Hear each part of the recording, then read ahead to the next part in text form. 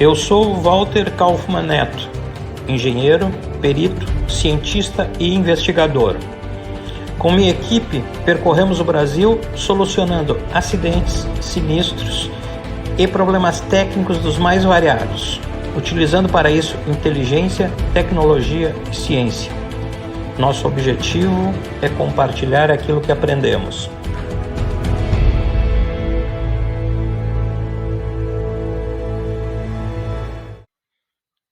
Olá, antes de mais nada quero saudar a esse público maravilhoso que tirou um tempo para me escutar hoje, colegas peritos, engenheiros, advogados.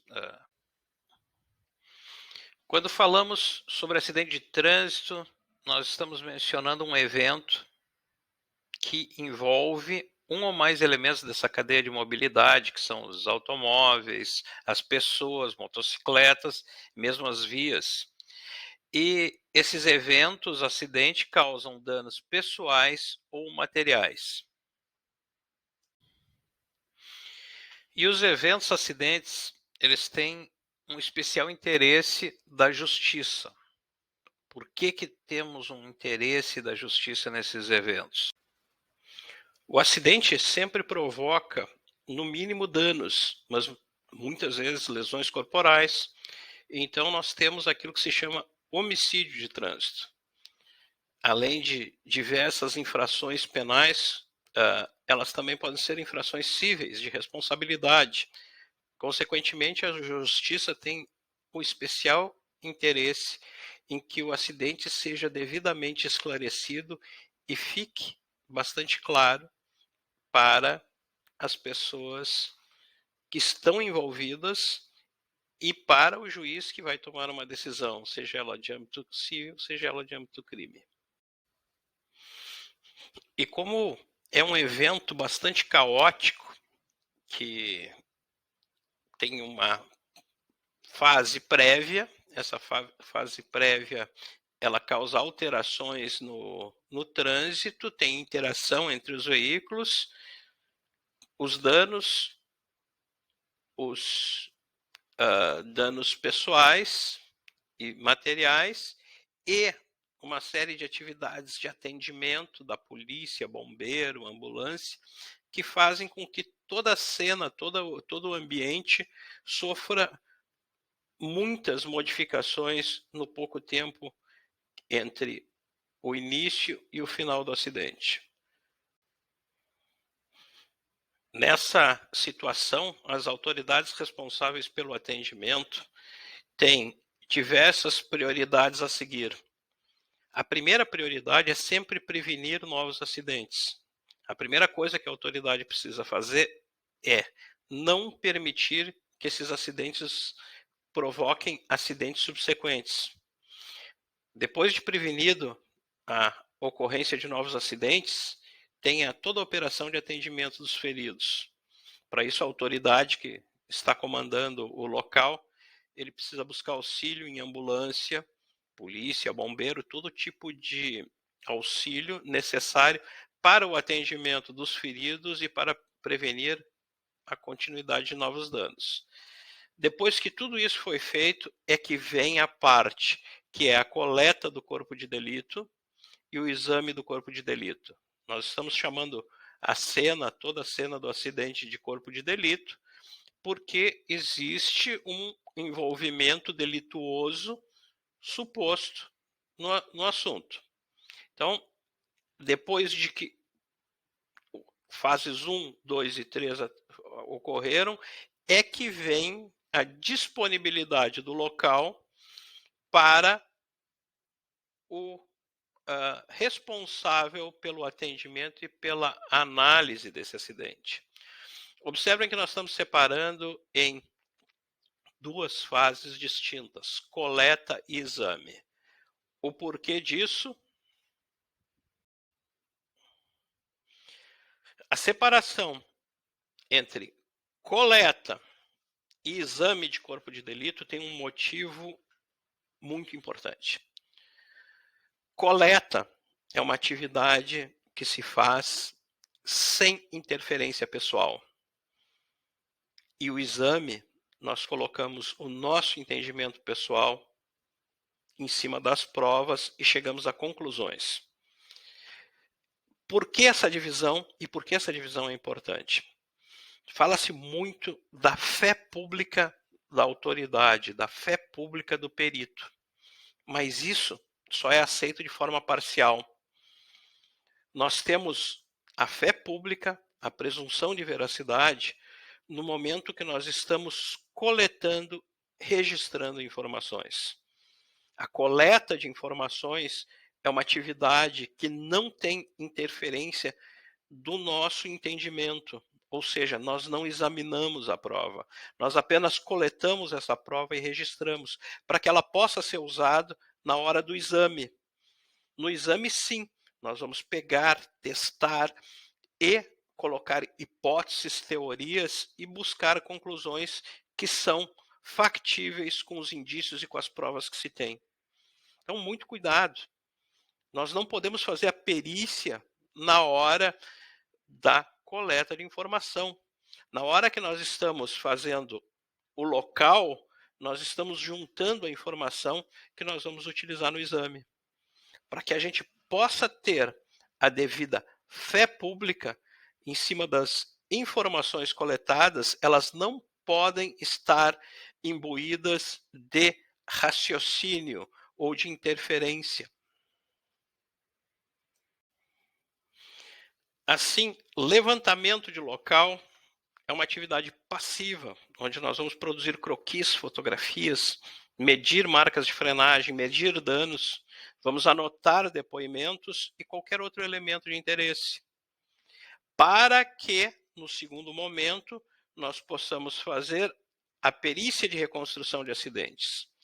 Que aí sim nós estamos examinando o corpo de delito, calculando velocidades, definindo dinâmica e analisando e fazendo a reconstrução do acidente, que é aquela conclusão que, pasmem, pode ser contestada durante a fase judicial.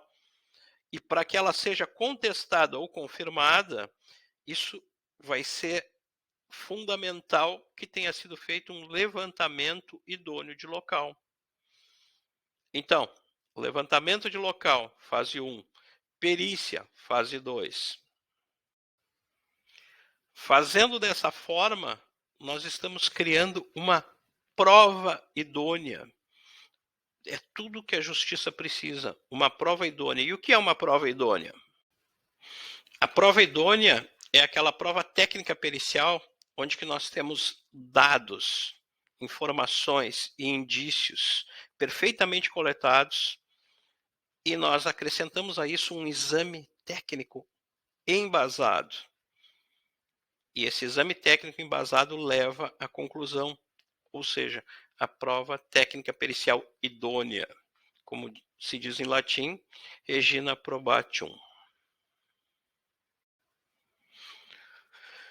Voltando à nossa perícia de acidente, depois que o local foi atendido, passou a ambulância, passou a imprensa, passou todo mundo que deveria passar no local, nós temos aquela confusão, que é o local de acidente, e liberado finalmente para que se faça o levantamento e a análise.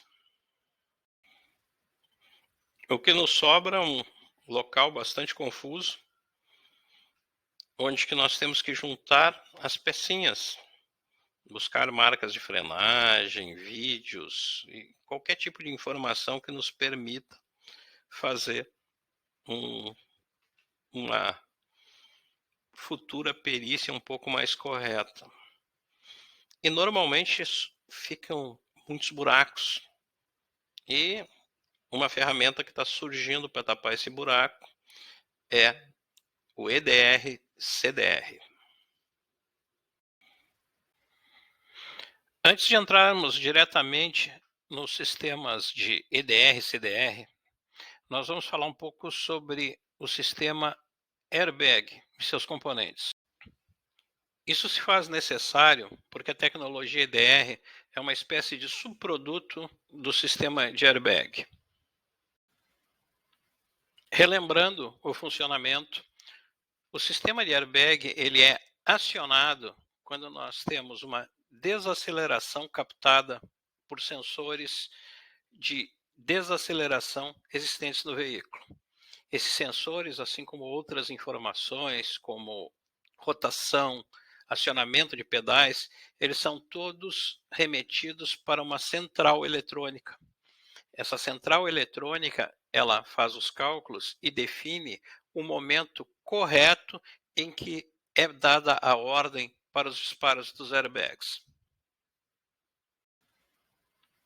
Relembrando o funcionamento, o sistema.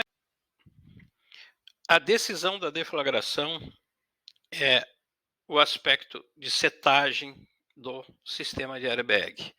E como isso ocorre? O primeiro airbag patenteado tem um sistema de deflagração através da movimentação de uma massa e uma mola que mantém essa massa sob pressão. Numa desaceleração, essa massa movimenta-se acionando um sensor, colocando ele para funcionar. O sistema mecânico tinha óbvias limitações em seu funcionamento, que foram resolvidas através da introdução da eletrônica embarcada, com sensores mais rápidos e mais precisos, e em maior quantidade. O airbag moderno ele possui informações de diversos pontos do veículo, como aceleração, rotação, posição de acelerador, posição de freio de funcionamento, entre outros. Entretanto, ainda o principal elemento para a decisão do disparo é a desaceleração, tanto medida em G quanto em ΔV máximo. Para que o equipamento dispare, ele tem necessariamente que sentir uma desaceleração. Nisso que chamamos do pré-crash. Então, o veículo inicia uma desaceleração e o sistema acorda. Nós falamos o despertar do sistema do airbag. E ele começa a efetuar os cálculos e verificar se chega na questão disparo. Ao chegar dentro daquilo que o algoritmo de crash manda disparar, vem a ordem em cerca de 0,02 décimos de segundo. Neste ponto é que veio a criação do sistema EDR. Já que nós estamos com todas essas informações registradas, por que não gravar e guardar? E assim nasceu a tecnologia EDR. É um acrônimo de Event Data Recorder, ou seja, gravador de dados de evento. Nada mais é que uma memória PROM colocada dentro do módulo EDR que registra todas as informações que foram gravadas durante o despertar de um evento. Isso significa 5 segundos antes do choque e cerca de 0,5 segundos após o choque. Então, esses dados estão registrados dentro do módulo de airbag. E aí, a única coisa que precisamos é removê-los para utilizá-los na reconstituição do acidente. Foi criada assim a tecnologia do CDR, que é um trabalho conjunto com os fabricantes de equipamentos eletrônicos e fabricantes de veículos, de um equipamento que extrai a memória PROM de duas maneiras, pode ser através da rede CAN do automóvel ou pode ser direto do módulo. E pega esses dados e coloca eles dispostos em um relatório adequado e disponível para que possamos analisar e reconstituir o acidente. O estado da técnica hoje é o equipamento CDR da Bosch, que possui capacidade de remoção de dados e produção de relatório direto através da rede CAN ou então diretamente no módulo.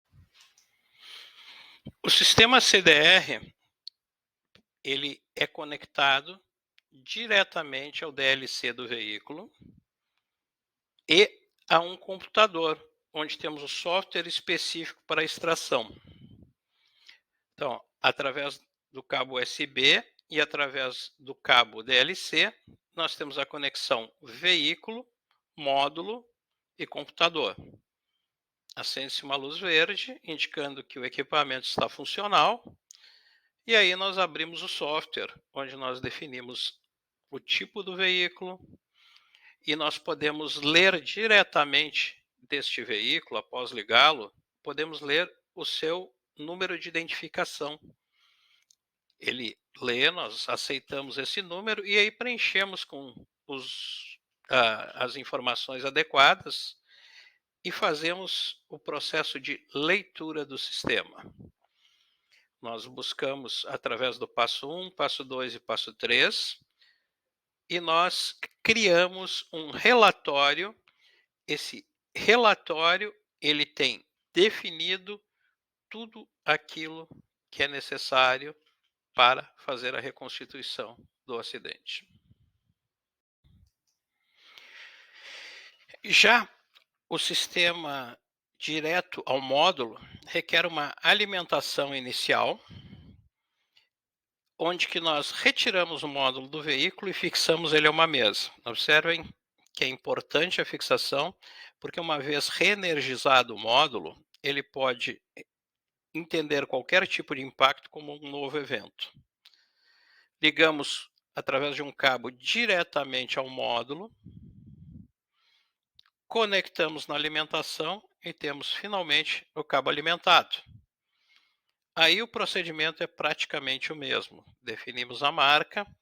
A única questão é que nós não temos como ler o VIN do veículo, nós somos obrigados a digitá-lo, porque faltam outros elementos onde que tem gravado o número de identificação do veículo. O restante é tudo igual, a geração de relatório e a gravação. Salvamos, estamos com tudo pronto.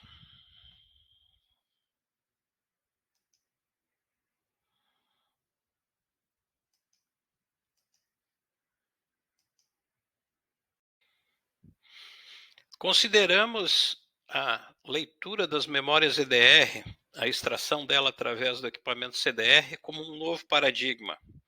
Observem que não estamos mais tratando de informações indiretas, e sim informações diretas do veículo. Vamos ver o que nós podemos obter com um caso real. Temos aqui um veículo, resultado de um acidente, parado por algum tempo. Numa situação mais do que ideal, que não foi exatamente esse caso, nós fomos chamados para fazer o atendimento na rodovia logo após o acidente. Com uma boa equipe, com um bom isolamento e com uma boa... Vamos aos cálculos, aos croquis, análise do atrito, aplicar Torricelli, um trabalhinho tranquilo para 2 horas. Estudar choques, direções, conservação de energia, mais umas 5 horas de trabalho. Não esquecer o trabalho de medição das deformações do veículo, umas 4 horas depois do veículo removido. Vamos aos cálculos, vamos a McHenry, vamos correr atrás dos coeficientes de deformação, procurar na internet, buscar os programas que temos à disposição. Mais 2 horas de trabalho. Não esquecer dos exames mecânicos, exames de freio, entre outros. Mais 3 horas de trabalho. Cálculo final das velocidades, preparação de laudo, croquis, ordenação. No mínimo mais umas 5 horas de trabalho. E o perito orgulhosamente apresenta a sua velocidade calculada de trabalho. Não esquecer da nossa margem de erro, da nossa incerteza, de tudo aquilo que pode ter influenciado no nosso cálculo, que vai ser discutido e contestado mais adiante. Todo o nosso trabalho acaba se resumindo a este número aqui ao lado.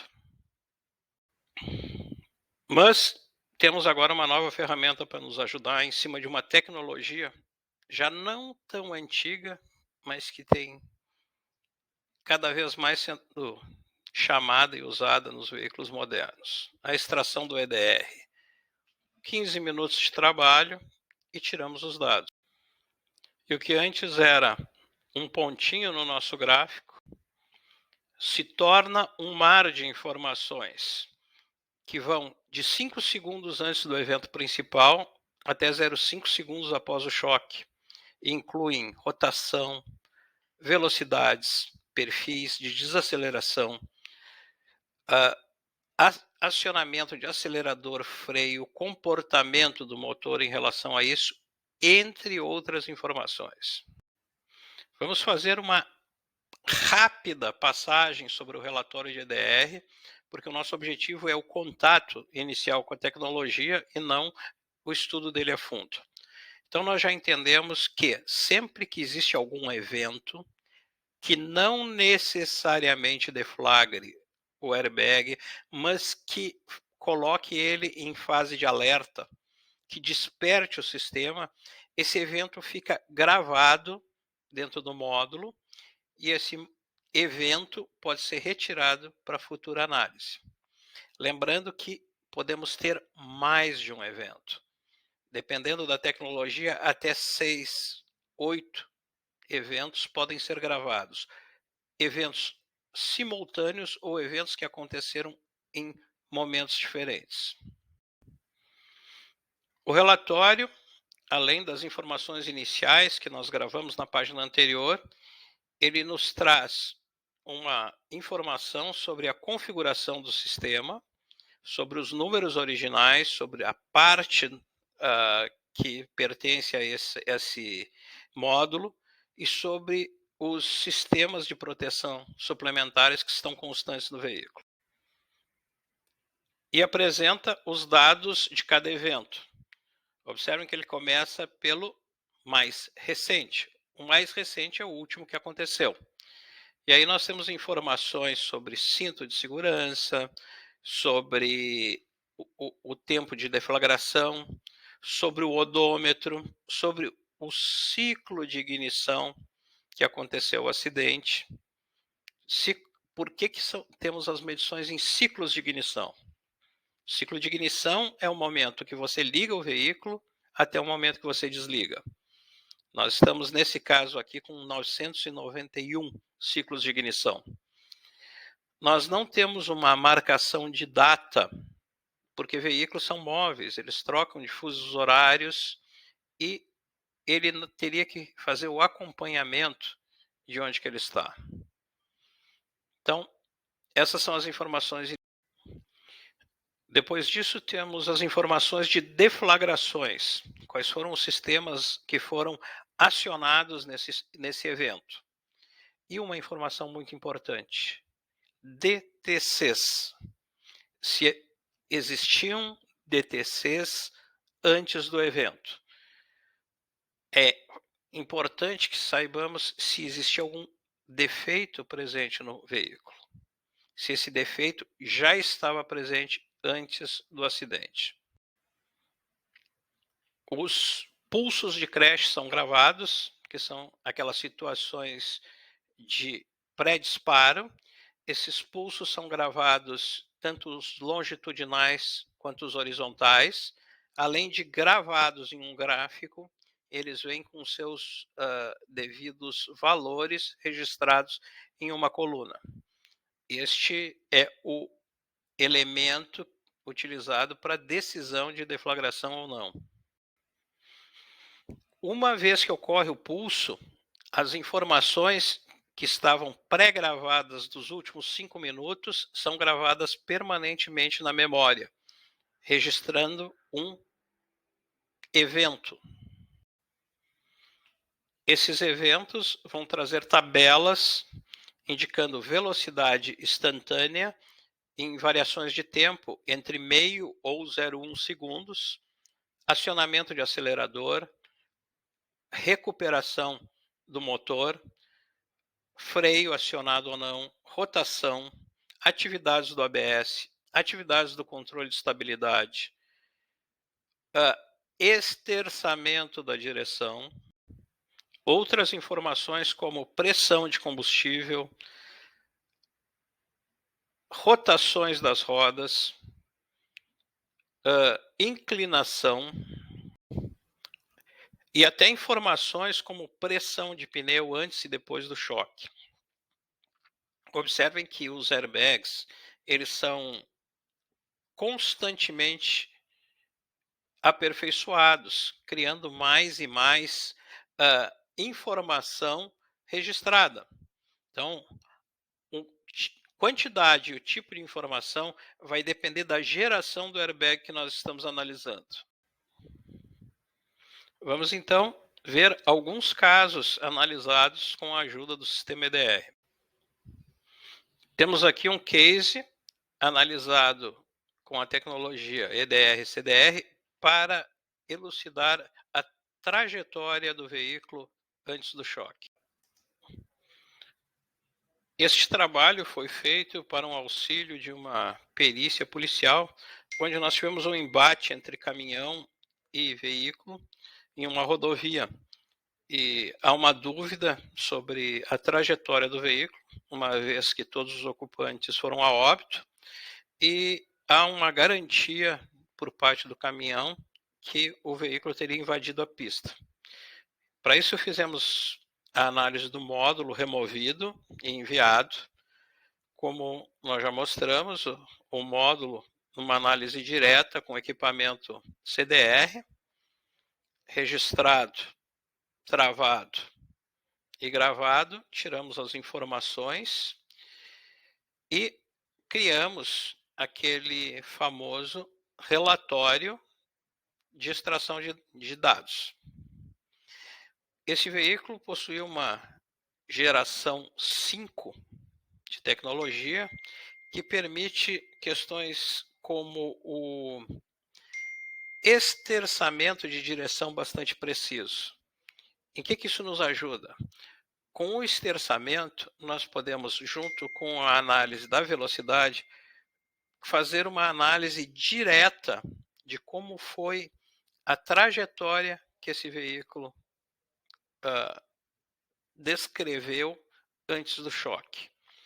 Retiramos os dados e colocamos dentro do software Farozone, que é um software que vem associado ao sistema de análise de rodovia, por 3D, colocamos um veículo em cima e, com os dados retirados do EDR, nós animamos esse veículo com a velocidade e trajetória adequada. Colocamos esta trajetória em função dos dados que obtivemos, que é principalmente a parte final do choque, e conseguimos determinar o direcionamento do veículo até o momento do choque. Nós conseguimos identificar que o veículo saiu da pista antes do acidente, foi para o acostamento e voltou até a pista contrária, chocando-se contra o caminhão. Isso fez que se solucionasse o caso de uma maneira contundente e sem dúvida.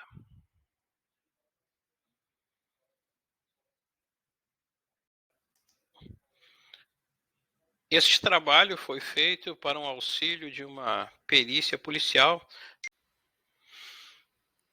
Já esse case aqui, nós vamos falar, ele é um case onde existe a alegação de aceleração espontânea do veículo.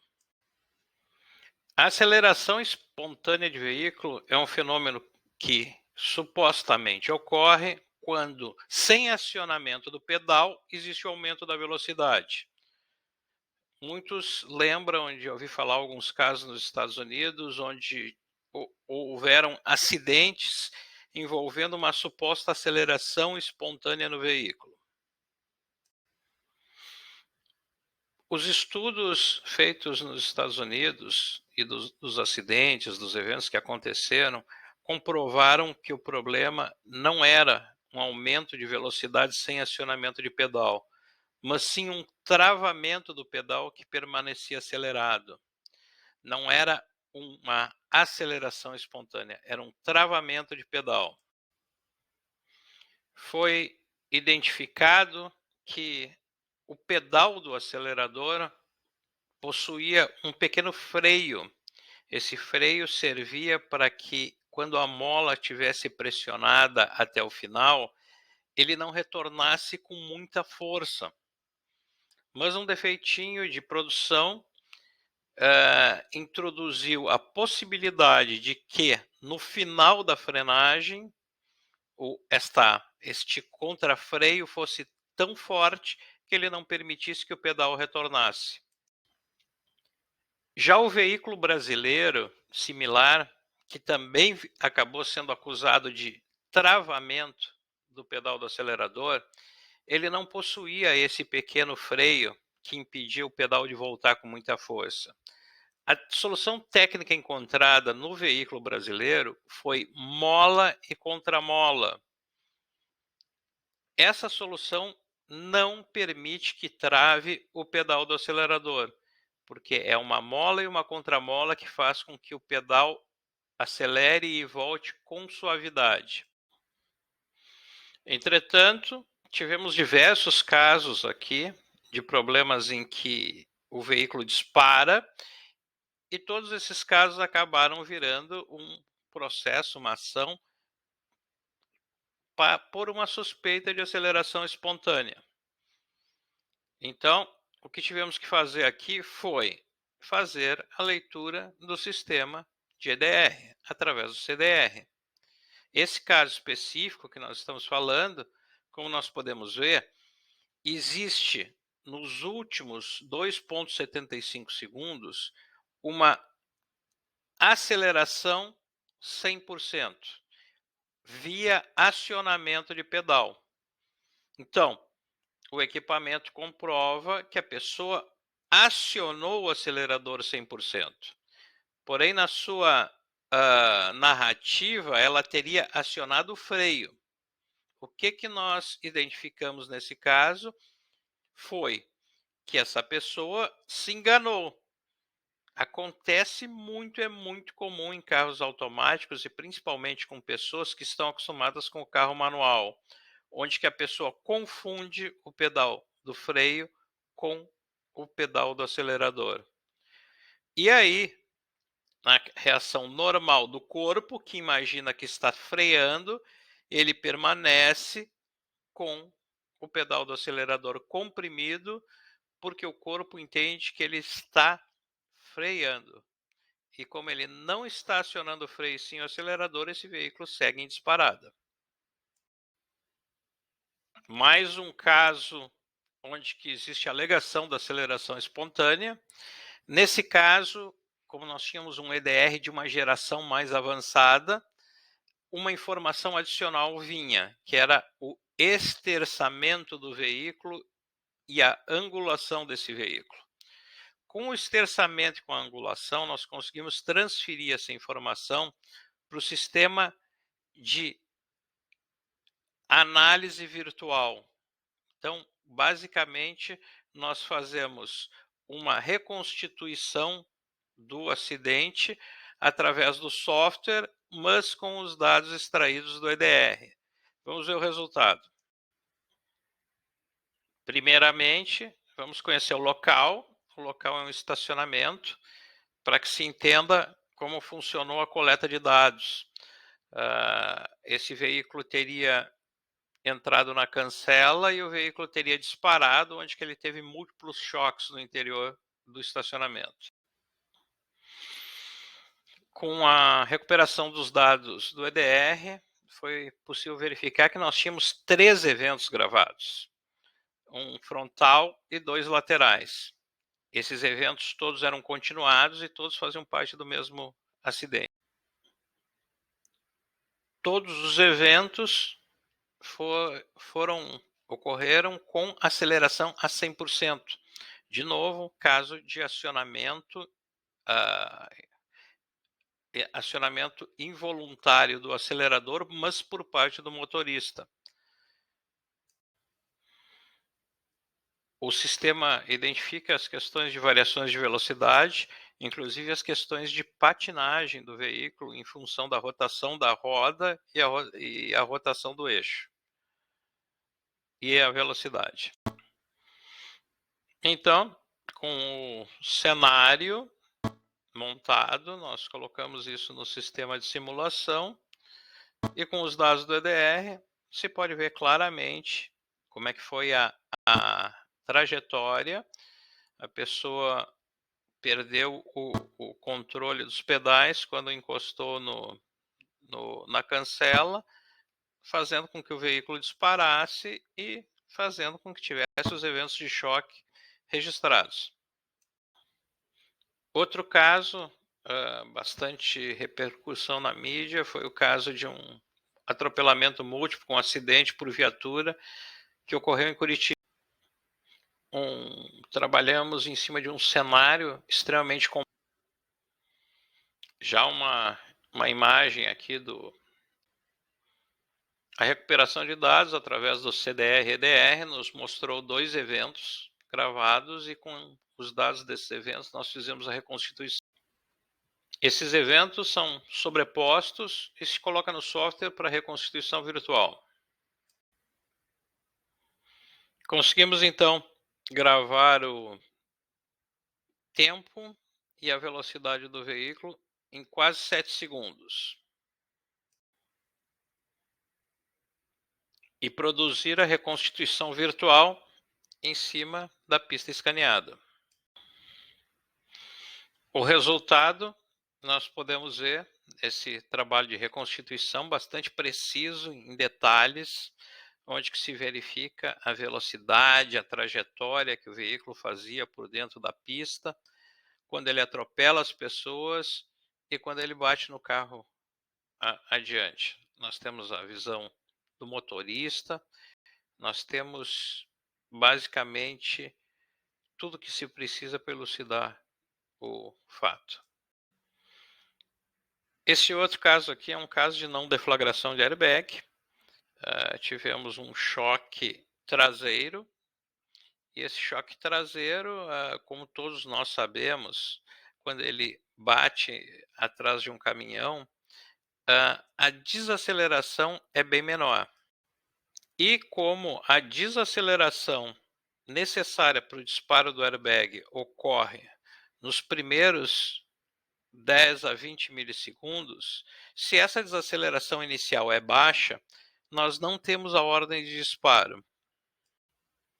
É justamente o que acontece quando nós temos um choque em cunha e um veículo que penetra num veículo mais alto. Aumenta o tempo do acidente, e aumentando o tempo do acidente, obviamente, diminui a desaceleração. Observa-se nesse choque, nós temos um veículo aparentemente bastante danificado, e ele está bastante danificado, mas somente nas partes mais moles, nas partes de cima. Observem que a alma do para-choque está intacta e não houve encolhimento do eixo dianteiro, o que significa um choque de baixa densidade. Aqui a representação para o entendimento. O veículo penetra, ou seja, ele entra numa distância maior, há uma interação sem destruição que faz essa diminuição da desaceleração, conforme eu expliquei. Isso fica muito claro aqui no gráfico do EDR, que foi removido da caminhonete. Através do CDR, nós tiramos informações e vimos que a desaceleração que aconteceu nos primeiros 50 milissegundos foi muito baixa. Considerando uma desaceleração muito baixa nesse tempo inicial, não tem a habilidade, a necessidade da abertura do airbag. Isso não significa que o acidente não é grave.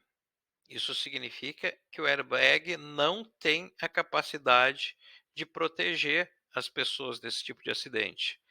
Porque, ao contrário de um choque contra uma parede, onde o veículo para, desacelera e a pessoa é projetada para frente, nesse caso a pessoa não é projetada com grande violência para frente. Por outro lado, a parte superior do veículo penetra dentro da cabine e causando danos muitas vezes fatais. A única questão é que o airbag não foi projetado para esse tipo de proteção. Neste ponto, nós encerramos os cases práticos. Então, vou aproveitar para responder algumas perguntas. Uma, uma pergunta feita a respeito dos eventos. O sistema EDR, ele salva vários eventos. Podem ser eventos simultâneos dentro de um mesmo acidente, ou pode ser eventos em momentos diferentes. Dependendo da geração, é o número de eventos. Entre 3 e 6 é o mais normal. Quando sobreplantamos 6 eventos, nós apagamos o mais antigo. E assim vai. Então, nós temos essas gravações indeletáveis dentro do sistema, apenas sendo sobrescritas quando a memória suplanta o número projetado de eventos. Mas entendam que, para esse tipo de coisa, normalmente, após um evento de um acidente desse tipo, o veículo não tem mais condições de ser usado. Então, normalmente, os últimos eventos estão gravados ali dentro. Respondendo uma outra pergunta bem interessante, essa tecnologia ela não está presente em todos os veículos que têm airbag, mas aqui no Brasil, no presente momento, nós já temos em torno de 50% a 60% dos veículos que têm essa tecnologia. Outra pergunta, perguntaram sobre caminhões. Nos Estados Unidos, os caminhões e até locomotivas já possuem a tecnologia. Aqui no Brasil, eu não tenho ainda informação se nós já temos algum caminhão utilizando. Outra pergunta importante é que quanto custa e como vai sair. Mas aí eu já vou deixar assim para esse finalzinho aqui que eu vou falar sobre o estado da arte. Então, quero lembrar a todos que vocês podem nos seguir nas nossas redes sociais. O nosso sistema de funcionamento pericial está no ar. Nós temos também os nossos sites. E, por favor, façam chegar as perguntas que nós vamos responder. Talvez até possa demorar um pouquinho, mas todas as perguntas vão ser respondidas. Aguardo as perguntas de vocês. Vou falar um pouco sobre o estado da arte. O estado da arte é onde nós chegamos. Em primeiro lugar, eu mostrei para vocês uma tecnologia relativamente nova, mas não tão nova assim, que no meu entendimento é uma mudança de paradigma quando se fala em atendimento de acidentes. A maior parte do nosso trabalho de reconstituição é baseado em física, cálculos, estatísticas e são, na verdade, tecnologias, metodologias indiretas. Nós utilizamos fenômenos indiretos para os resultados daquilo que nós queremos. Hoje, com o EDR e o CDR, nós conseguimos extrair dados direto da memória do veículo que estão registrados e gravados o real comportamento desse veículo. Nós estamos saindo da análise indireta e pontual para uma análise direta e uma análise muito mais estendida no tempo.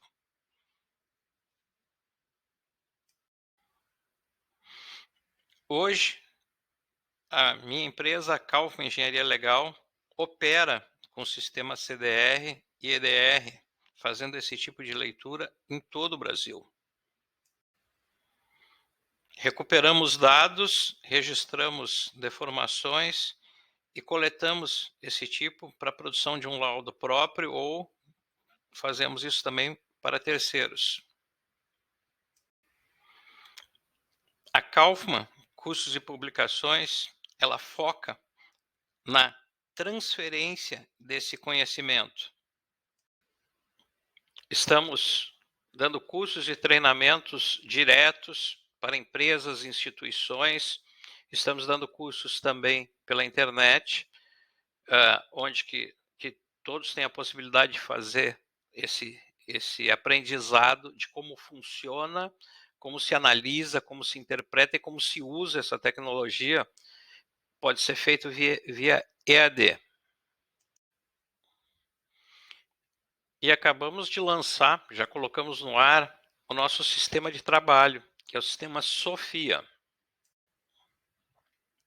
A Sofia é um sistema de trabalho, tipo plataforma, que ela agrupa parceiros e ela agrupa também os sistemas e os protocolos de trabalho.